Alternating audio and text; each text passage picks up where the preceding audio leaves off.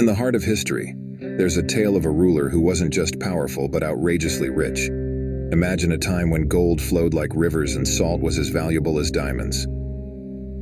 That's the world of Mansa Musa, the king of the Mali Empire back in the early 1300s.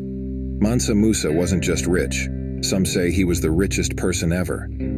His kingdom, Mali, was like a treasure chest filled with gold, ivory, spices, and more. And Mansa Musa knew how to make money. He controlled trade routes, taxed goods, and made Mali super wealthy. But Mansa Musa didn't keep all that wealth to himself. Nope, he flaunted it in a big way. When he went on a pilgrimage to Mecca, he didn't travel light.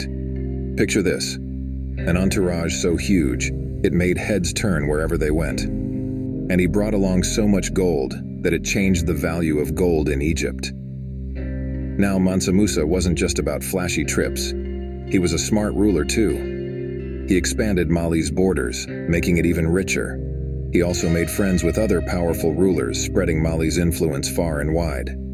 One of his coolest moves?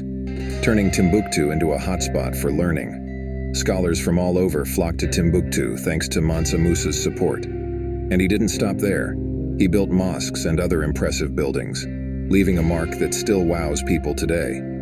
But here's the thing. Despite all his fame and fortune, Mansa Musa's story is still a bit of a mystery. We know bits and pieces from old stories and writings, but there's still a lot we don't know about him. Maybe that's part of what makes his story so fascinating. It's like a treasure hunt, searching for clues about one of history's most legendary figures. The story of Mansa Musa's lineage and rise to power is like a fascinating puzzle, filled with intrigue and adventure. Let's start with his family tree. His father, Fagaleye, was the son of Abu Bakr, who was a brother of Sunjata, the first ruler of the Mali Empire. Now, there's some debate about his mother's name, but it's believed she might have been named Kanku. There's also a mention of Musa's grandfather, Sarik Jata, who could be another name for Sunjata. Mansa Musa's journey to the throne is shrouded in mystery. He took over the reins of power in the early 1300s, but how exactly he did it isn't clear. According to one story, his predecessor launched 2 big expeditions to explore the Atlantic Ocean, leaving Musa in charge. When the predecessor didn't return, Musa seized the opportunity and declared himself ruler. But some historians think Musa might have kicked out his predecessor and made up the story about the ocean voyages to cover his tracks. Still, there's a chance those voyages actually happened. Now, let's talk about Musa's early days as a ruler. He was pretty young when he became Mansa, probably just in his 20s. And you know what he did? He spent a lot of time getting ready for his big pilgrimage to Mecca. But while he was prepping for his trip, his kingdom wasn't just sitting pretty. Nope, Musa was busy with military stuff too. His empire was constantly at odds with neighboring non-Muslim societies, and he led raids to capture people to serve in his entourage. Some historians think he may have captured over 6,000 people every year for this purpose. But let's get to the main event. Musa's pilgrimage to Mecca. This wasn't just any trip. It was a journey that made him famous across North Africa and the Middle East. Imagine this. Musa and his crew of 60,000 men, all decked out in fancy clothes, making their way across 2,700 miles to Mecca. And get this, each man had 1.8 kilograms of gold bars, and there were 12,000 slaves carrying even more gold. But Musa wasn't just there to show off his bling. Nope, he was a devout Muslim, and this pilgrimage meant everything to him. Along the way, he fed everyone he met, gave gold to the poor, and built mosques wherever he stopped. When he reached Cairo, the Sultan was so impressed by Musa's wealth and generosity that he showered him with gifts. And Musa didn't stop there. He continued spreading his wealth and goodwill all the way to Mecca and back. But even a journey as epic as Musa's wasn't without its trials.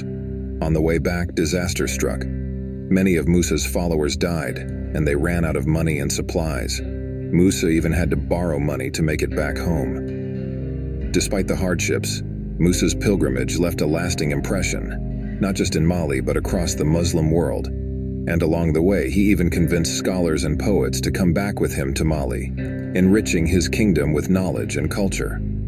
So, that's the story of Mansa Musa's journey from a young ruler to a legendary figure whose pilgrimage to Mecca captured the imagination of people far and wide. Mansa Musa of Mali was not just a wealthy ruler, he was also a visionary builder and promoter of education. During his reign, he embarked on a massive construction project, erecting mosques, madrasas, and grand palaces across Mali.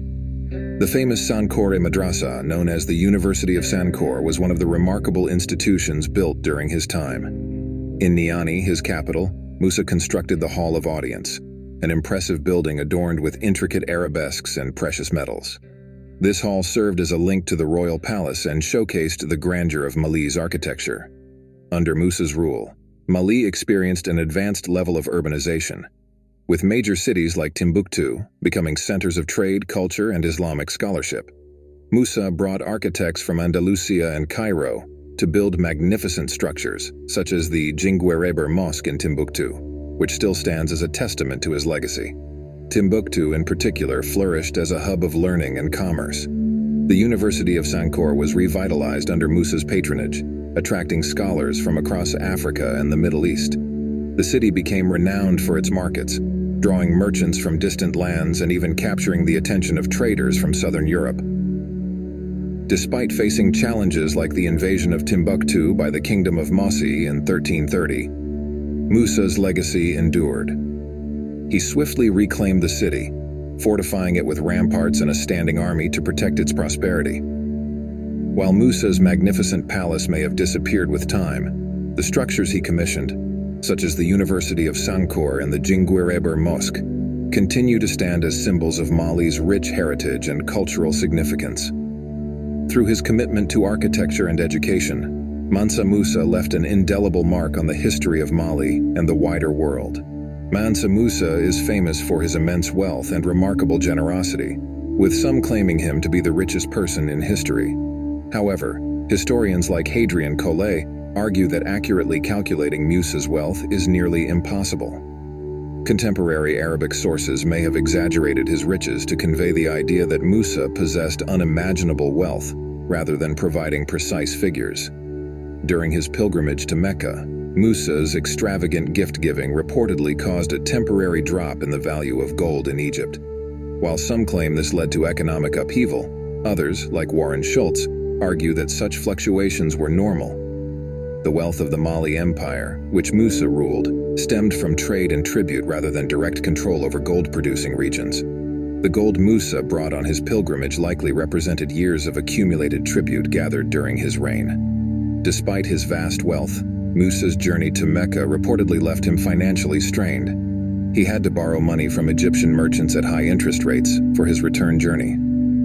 While some sources suggest he never fully repaid these debts, others disagree on whether he eventually settled them. Arabic writers praised Musa's generosity, virtue, and intelligence.